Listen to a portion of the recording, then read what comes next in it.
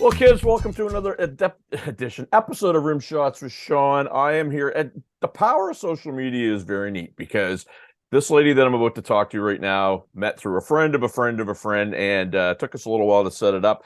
But I am here with Dianña. She's all the way from sunny Los Angeles, California. Is that correct? At the moment, yes. I'll be in Awesome. Nashville on Sunday.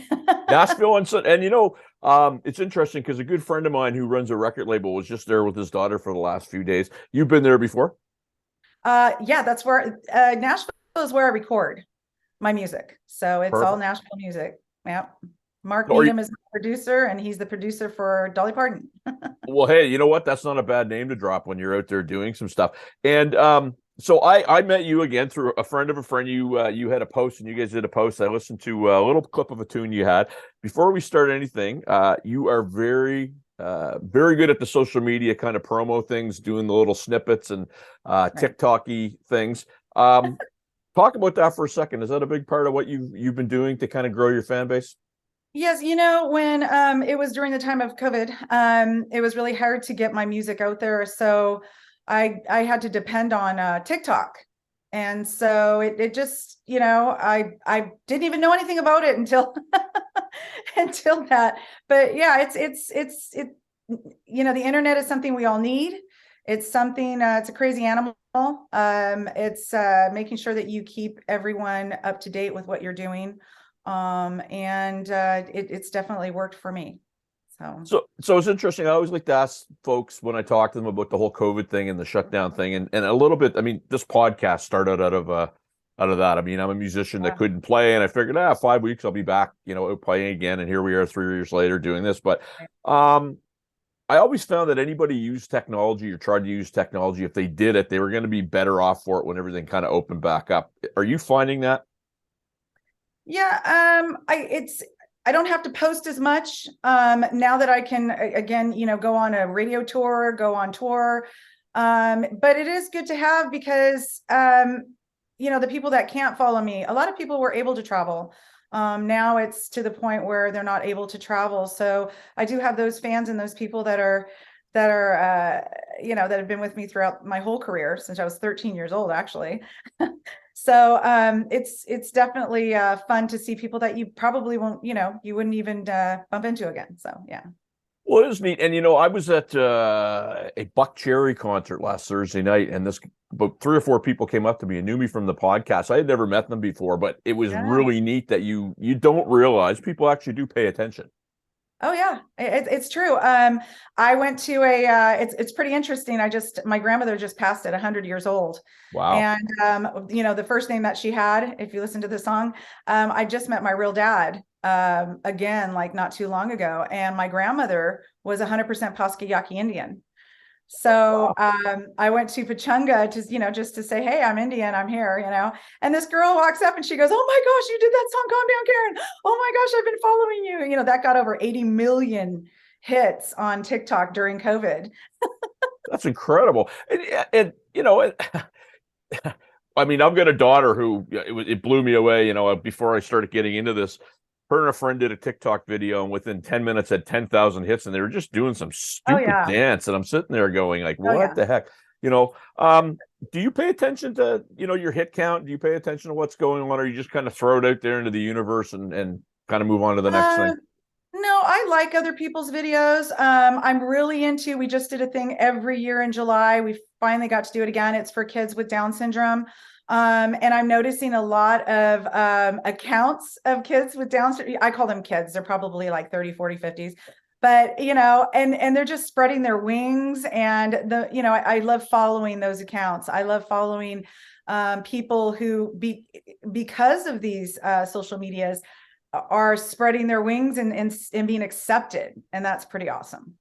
You mentioned your native background, and one of the things that I want to throw out or ask you is, so up here in Canada, it was a hot topic for many, many, many years. There was things in residential schools that things were ignored and what have you. And the last 3 or 4 years, there's been a conscious effort by our government, our people, to say, hey, you know what? We weren't here first. It was these people that were here first. It was their land.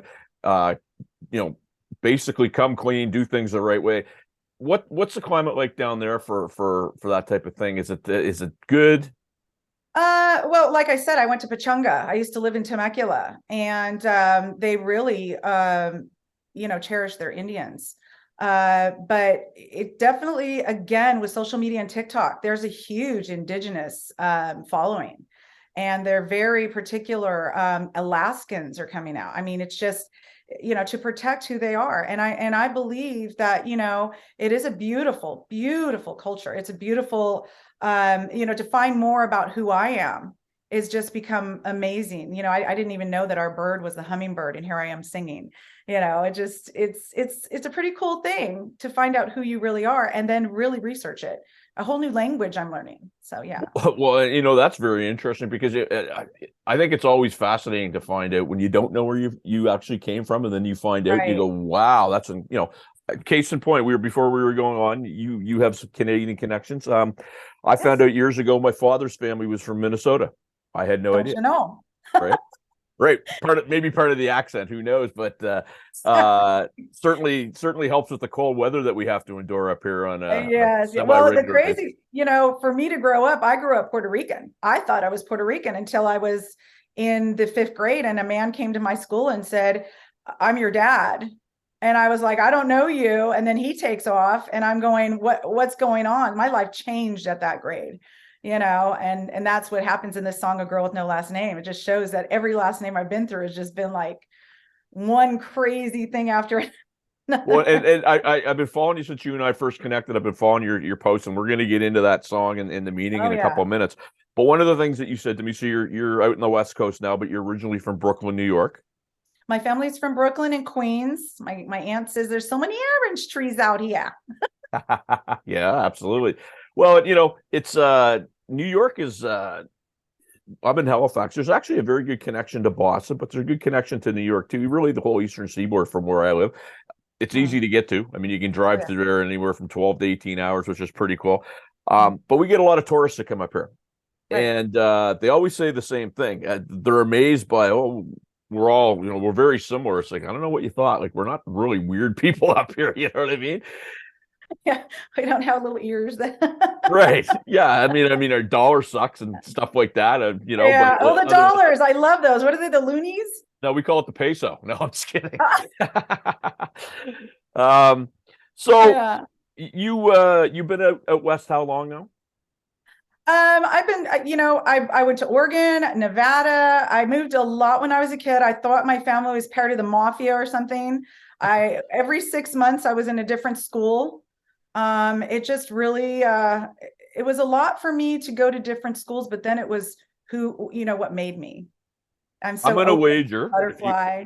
well, I'm Yeah. gonna wager if you and I met face to face for the first time, you'd be pretty outgoing and you wouldn't be shy at all. You'd have good people skills. Is that a fair statement? Oh yeah. Oh yeah. I love people. I love meeting new people. It's again, I became a social butterfly because of that.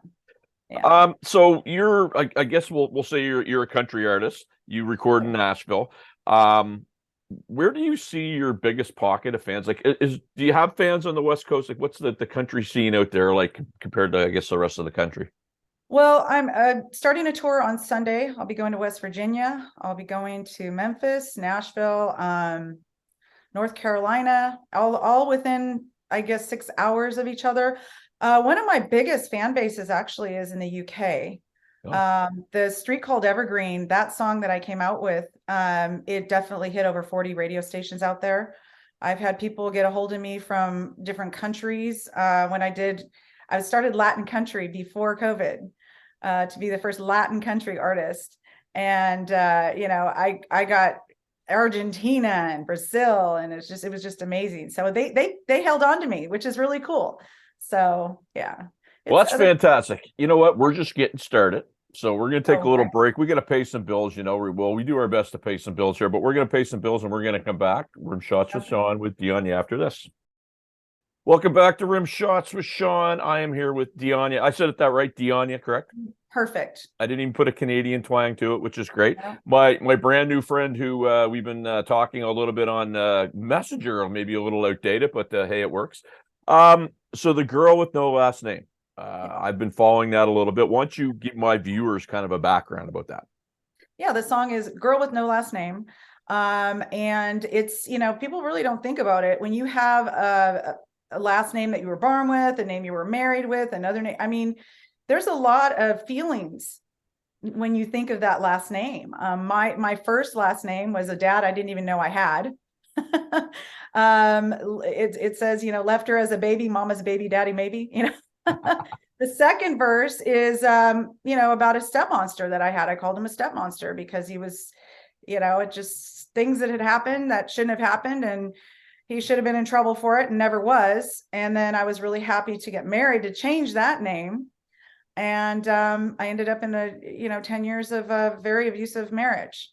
So, it's kind of like Madonna, I guess. I just keep with Dianña because, there's feelings.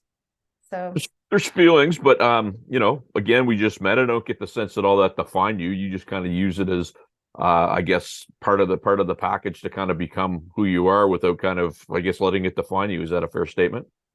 yes, I am one of those people that what I've gone through in my past, I don't use it as oh my gosh, I'm so sorry. I use it as, what can I do to help other people? How can I encourage other people that this doesn't define you, that you are more than, something that happened to you, that's not you.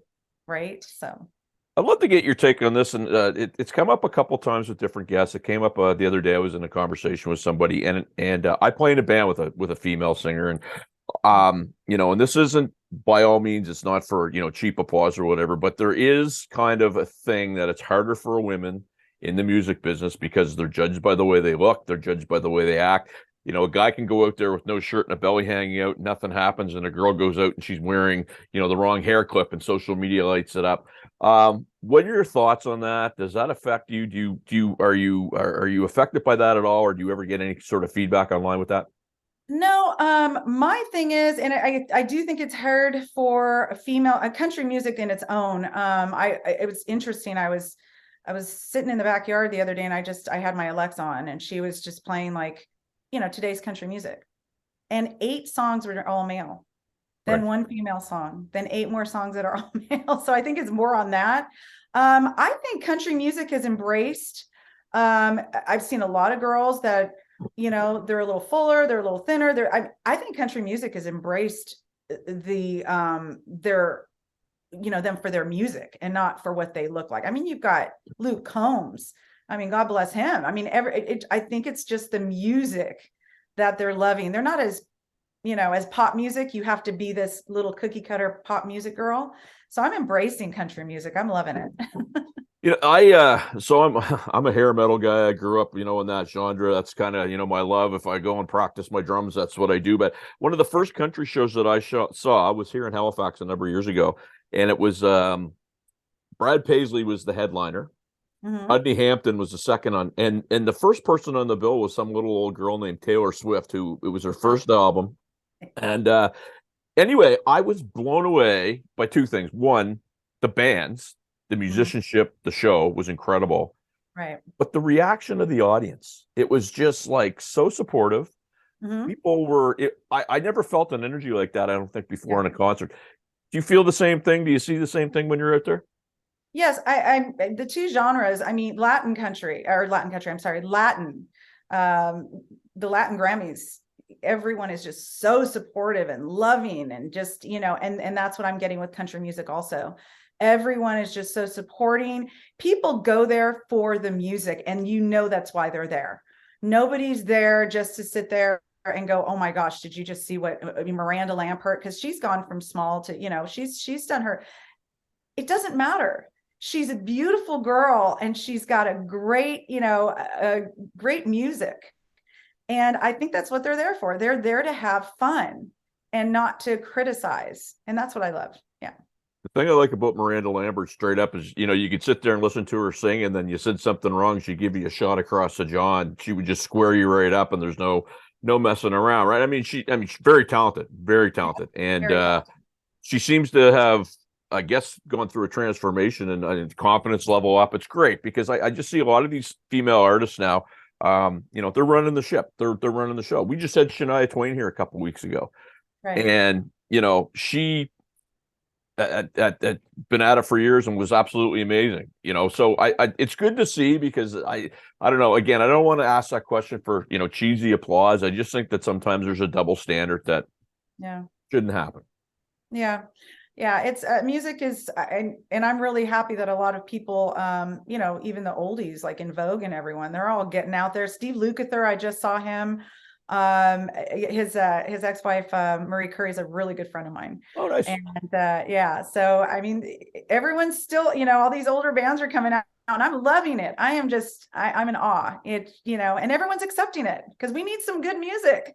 Absolutely. And the other thing too about country. So I have a friend that actually he's from here, but he's part of that one of those whole Nashville songwriting teams.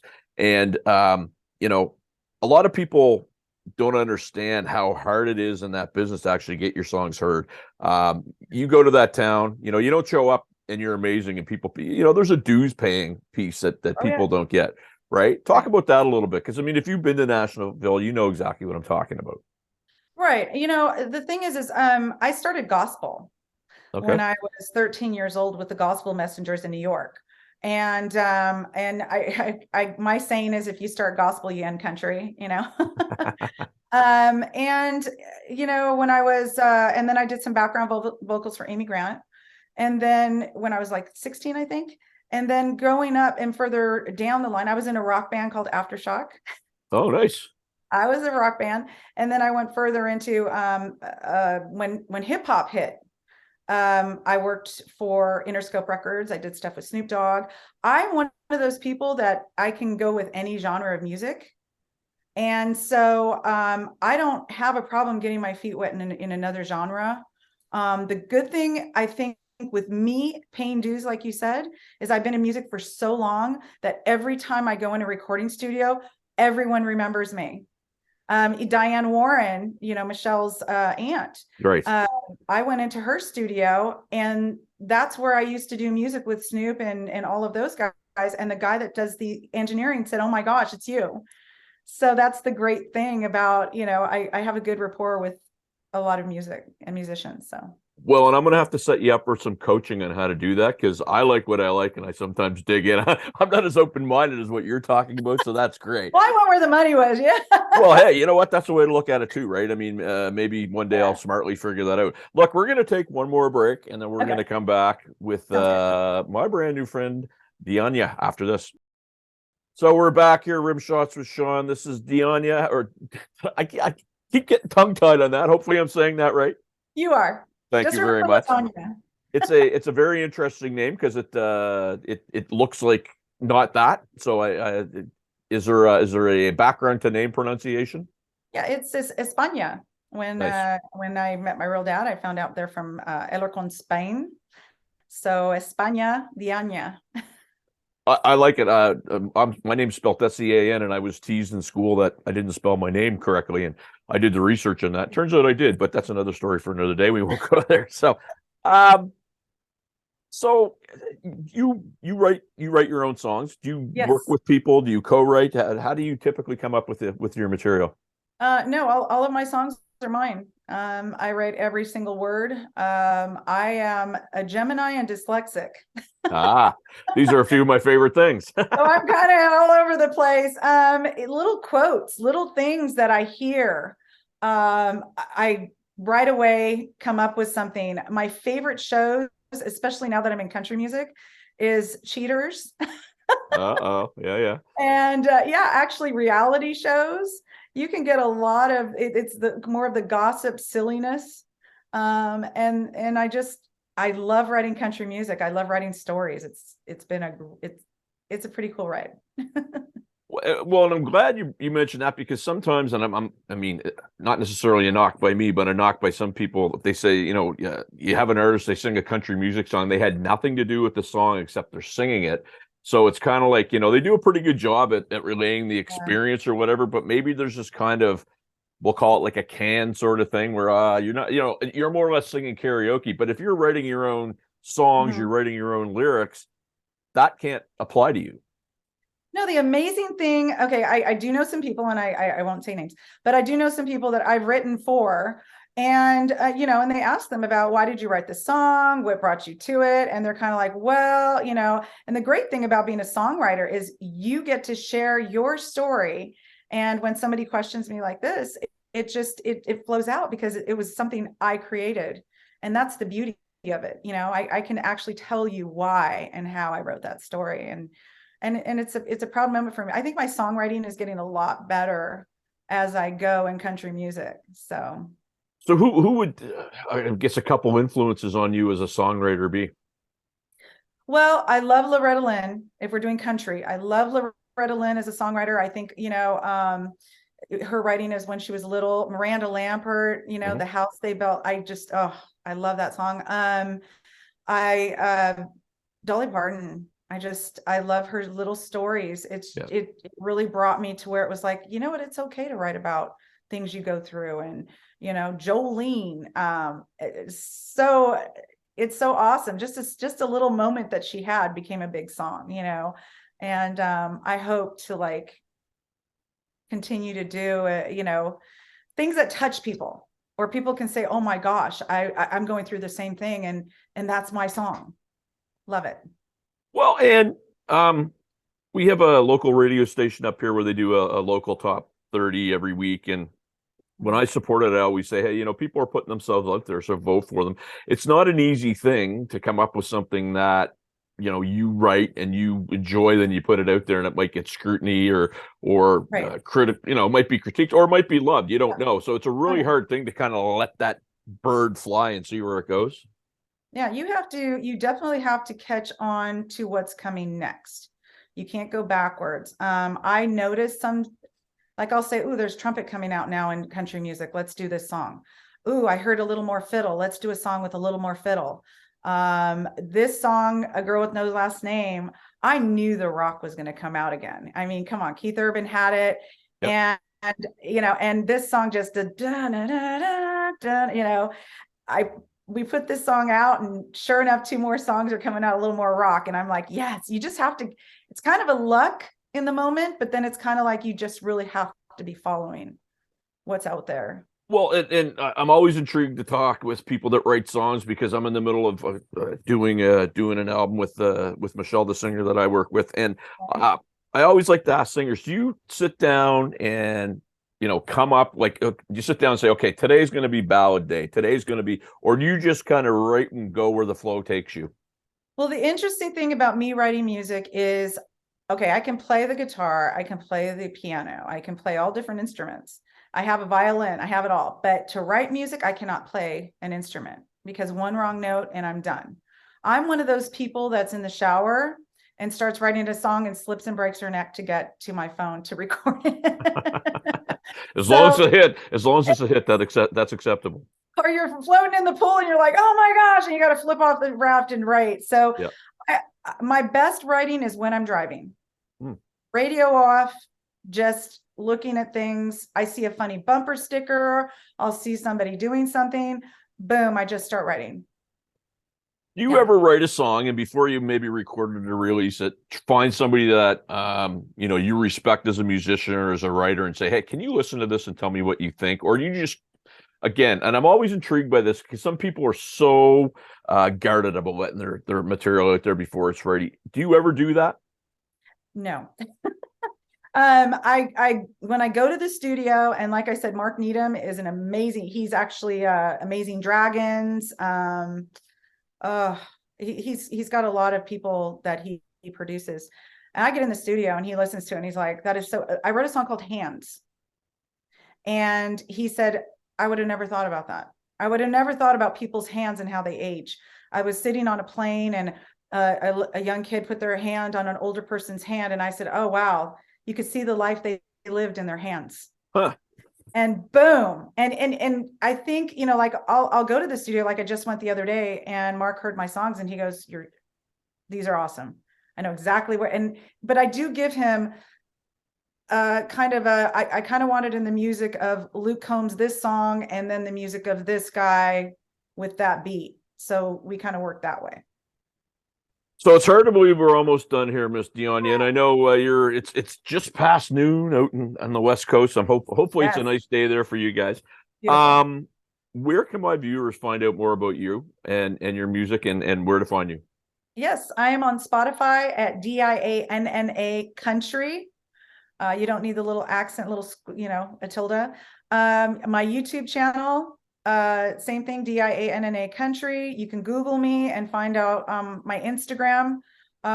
Pretty much everything with the Dianna Country. Yeah, so. Well, I'm glad we got this in the books. And if you're talking to your friend Michelle, tell her thank you for me, because that's where the connection came from. And enjoy your tour, and let's keep in touch, because I want to see how you do. Perfect. Have a great day, my friend. All right. Peace.